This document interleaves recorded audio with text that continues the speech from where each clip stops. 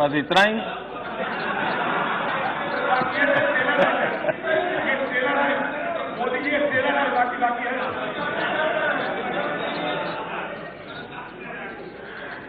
आपके लिए गांधी जी ट्रेलर हो सकते हैं, हमारे लिए गांधी जी जिंदगी है।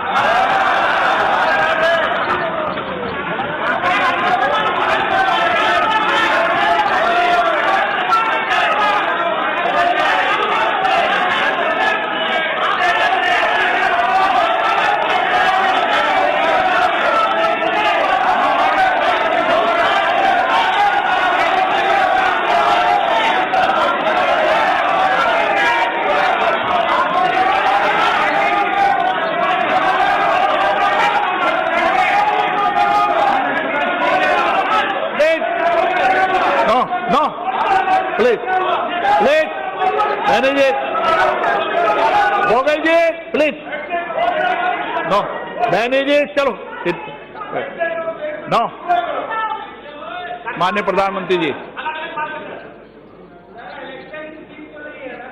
ये आपको मैं जवाब नहीं दूंगा, बैठ जाइए।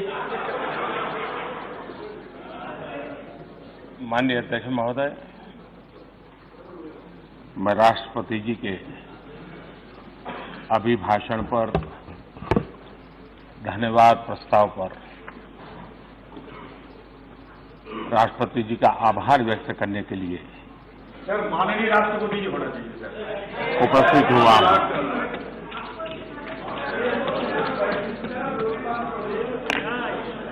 माननीय राष्ट्रपति जी ने न्यू इंडिया का विजन अपने अभिभाषण में प्रस्तुत किया है। 21वीं सदी के तीसरे दशक का माननीय राष्ट्रपति जी का ये वक्तव्य इस दशक के लिए हम सबको दिशा देने वाला, प्रेरणा देने वाला और देश के कोटि कोटि जनों में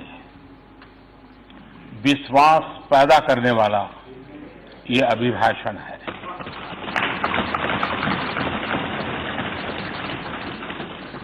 इस चर्चा में सदन के सभी अनुभवी माननीय सदस्यों ने बहुत ही अच्छे ढंग से अपनी अपनी बातें प्रस्तुत की हैं,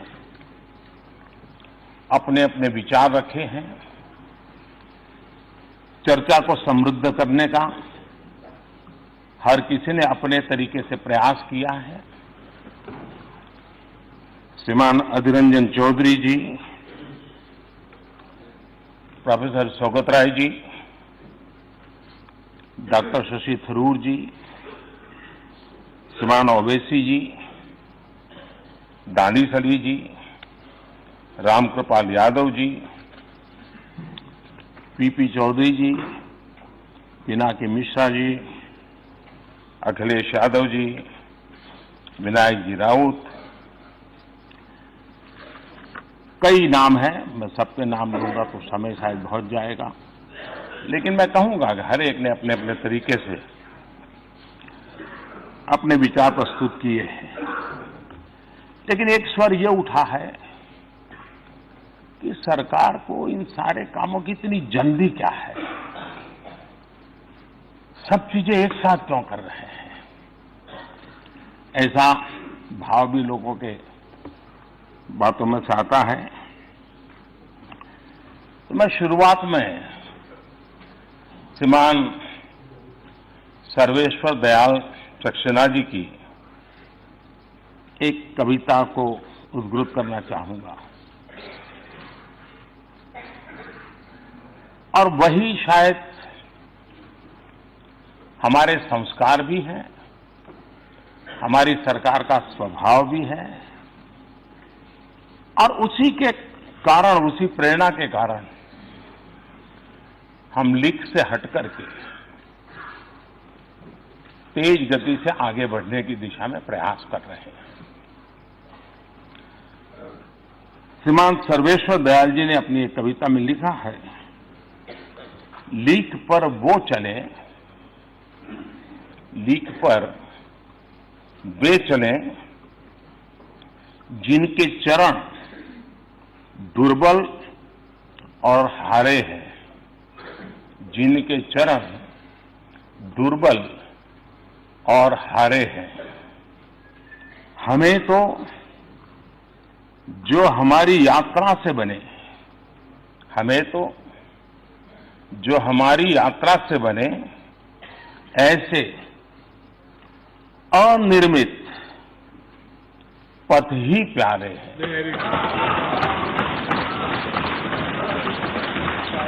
माननीय अध्यक्ष जी,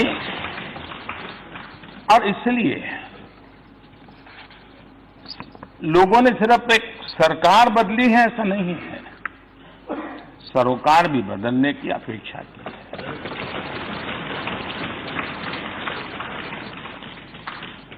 एक नई सोच के साथ काम करने की इस देश की इच्छा और अपेक्षा के कारण हमें यहां आकर के सेवा करने का अवसर मिला है। लेकिन अगर हम उसी तरीके से चलते जिस तरीके से आप लोग चलते थे, उसी रास्ते से चलते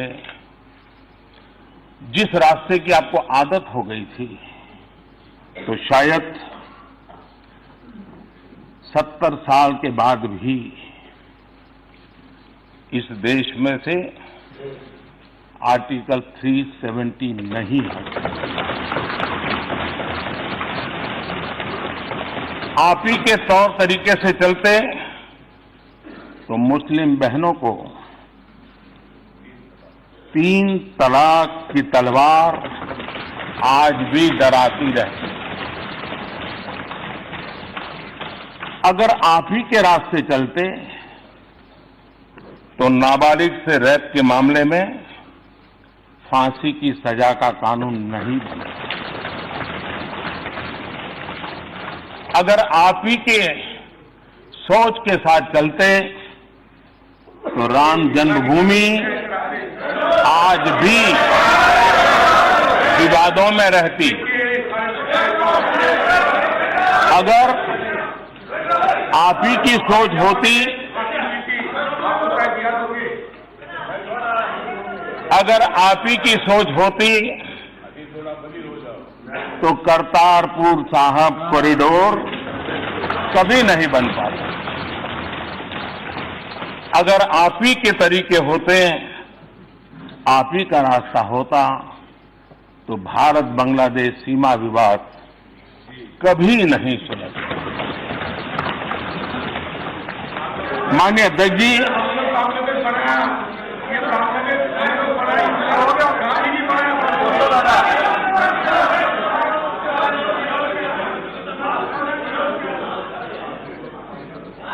जब मैं माननीय अध्यक्ष जी को देखता हूं, सुनता हूं, तो मैं सबसे पहले किरण रिजिजू जी को बधाई देता हूं, क्योंकि उन्होंने जो फिट इंडिया मूवमेंट चलाया है, उस फिट इंडिया मूवमेंट का प्रचार प्रसार अधीर जी बहुत बढ़िया ढंग से करते हैं।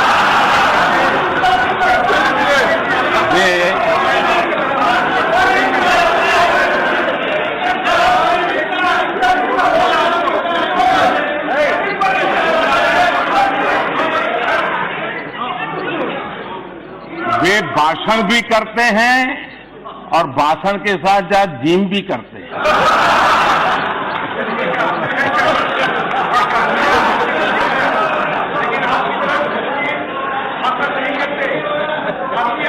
तो ये फिट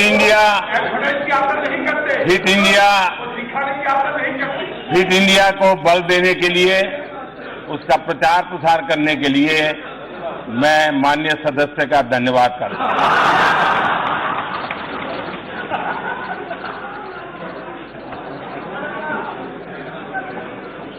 माननीय अध्यक्ष जी,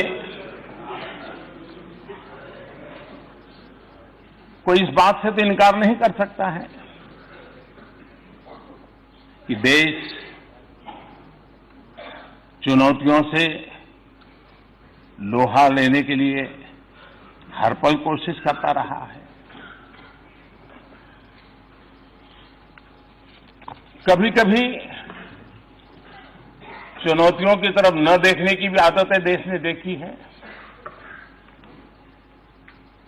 चुनौतियों को चुनने का सामर्थ्य नहीं, ऐसे लोगों को भी देखा है। लेकिन आज दुनिया की भारत के पास से जो अपेक्षा है, हम अगर चुनौतियों को चुनौती नहीं देंगे, अगर हम हिम्मत नहीं दिखाते और अगर हम सबको साथ लेकर के आगे चलने का गति नहीं बढ़ाते, तो शायद देश को अनेक समस्याओं से लंबे अरसे तक जूझना पड़ता। और इसलिए माननीय अध्यक्ष जी, अगर कांग्रेस के रास्ते हम चलते तो 50 साल के बाद भी शत्रु संपत्ति कानून का इंतजार देश को करते रहना पड़ेगा। 35 साल बाद भी नेक्स्ट जनरेशन लड़ाकू विमान का इंतजार देश को करते रहना पड़ेगा। 28 साल के बाद भी बेनामी संपत्ति कानून लागू नहीं होगा। 20 साल बाद भी चीफ ऑफ डिफेंस स्टाफ की नियुक्ति नहीं हो पाती। माननीय अध्यक्ष जी, हमारी सरकार तेज गति की वजह से, और हमारा मकसद है हम एक नई लकीर बना करके लीक से हट करके चलना चाहते हैं। और इसलिए हम इस बात को भली भांति समझते हैं कि आजादी के 70 साल के बाद देश लंबा इंतजार करने के लिए तैयार नहीं और नहीं होना चाहिए। और इसलिए हमारी कोशिश है स्पीड भी बढ़े, स्केल भी बढ़े, डिटर्मिनेशन भी हो और डिसिसिवनेस भी हो, सेंसिटिविटी भी हो और सॉल्यूशन भी होना चाहिए। हमने जिस तेज गति से काम किया है, उस तेज गति से काम का परिणाम है कि देश की जनता ने 5 साल में देखा और देखने के बाद उसी तेज गति से आगे बढ़ने के लिए थोड़ी अधिक ताकत के साथ हमें फिर से सेवा करने का मौका दिया। अगर ये तेज गति न होती तो 37 करोड़ लोगों के बैंक अकाउंट इतने कम समय में नहीं खुलते। अगर गति तेज न होती तो 11 करोड़ लोगों के घरों में शौचालय का काम पूरा नहीं होता। अगर तेज गति नहीं होती तो 13 करोड़ परिवारों में गैस का चूल्हा नहीं पहुंचता। अगर गति तेज न होती तो 2 करोड़ घर नए नहीं बनते गरीबों के लिए। अगर तेज गति नहीं होती तो लंबे अरसे से अटके हुए दिल्ली की 1700 से ज्यादा अवैध कॉलोनियां, 40 लाख से अधिक लोगों की जिंदगी जो अधर में लटकी हुई थी, वो काम पूरा नहीं होता। आज उन्हें उनका अपने घर का हक भी मिल गया है। माननीय अध्यक्ष जी, यहां पर नॉर्थ ईस्ट की भी चर्चा हुई है।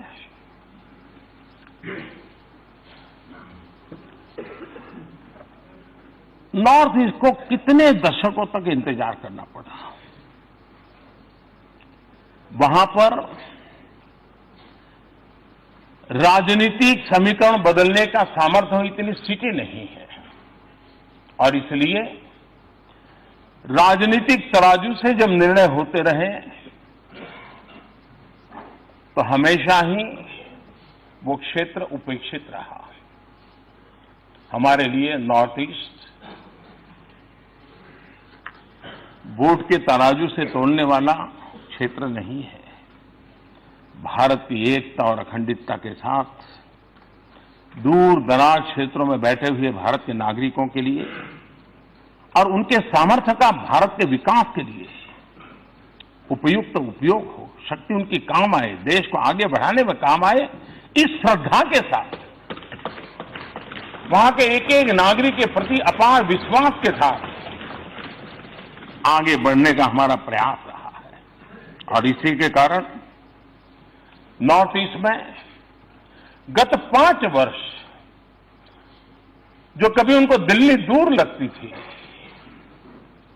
आज दिल्ली उनके दरवाजे पर जाकर के खड़ी हो गई।